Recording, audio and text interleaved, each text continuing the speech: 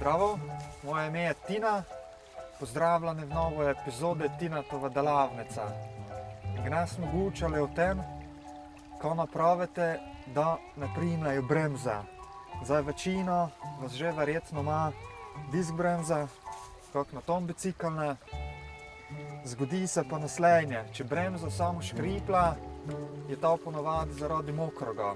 Problem je pa, če bremza škripla, pa ne primla, tako kot v mojem primeru. Najlažje na terenu je napraviti naslednje stvari. Vzamete vodo, kar imate s seboj, pošprickate cel čeljust, disk, vse pošprickate, te pa vzamete malo zemlje, naj čim bolj fino, pa potrosite gor po celem diske, po čeljuste, namažete,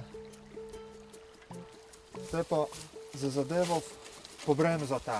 Malo se zapeljate, 100 metrov, 200 metrov, pobremzate, vzamete pa vodo, splavite odvečno blato doj, pa bi zadeva mogla funkcionirati.